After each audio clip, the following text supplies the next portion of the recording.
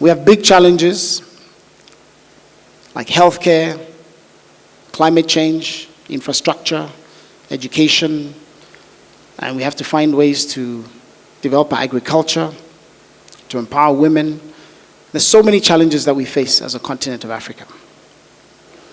And technology is a way for us to solve these problems because we don't have a lot of time in Africa. By 2035, we'll have the largest workforce in the world, 1 billion people who need jobs. And therefore, when we have a lot of constraints, we have to think unconventionally. We need to reimagine, we need to reinvent.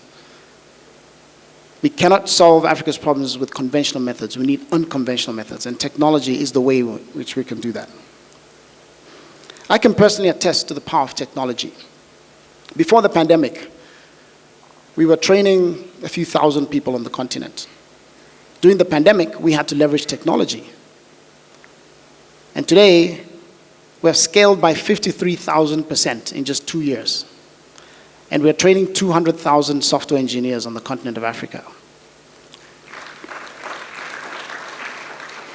12,000 of those are here in Kenya. And our goal is to leverage technology to build the next generation of technology talent for the continent.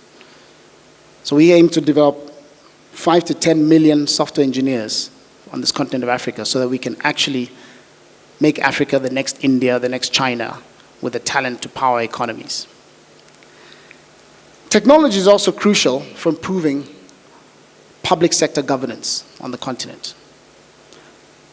In fact, just yesterday, I was at our campus, the African Leadership University campus in Rwanda, where I was leading a session with 43 leaders from public sector countries across the continent, including 3 from Kenya, where we're helping them to develop skills to become product managers, to think like how tech companies think.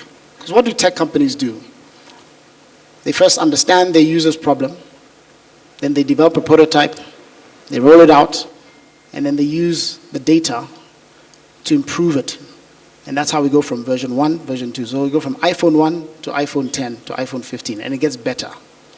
So we're challenging governments to say, what if you thought of your citizens as users? Understand their needs, develop a prototype of a solution, roll it out using data, and then use the analytics to improve the service, and then it gets better and better and better. Estonia is a great example of this. In Estonia, there are only 2 things that you need to interact with the government for in person: to get married or to get divorced. Everything else is online. And so we are hoping that we can develop public sector leaders who can allow our governments to function with this level of efficiency. Because what does technology do as well? It improves transparency, it helps to remove corruption, because a lot of things can be traced. And so Kenya's Huduma centers, obviously, it's a wonderful start in that direction. And Your Excellency, we hope that under your leadership, you will continue to push digitization of the government so that your citizens can access so many services much faster and easier at a lower cost, and it will drive transparency.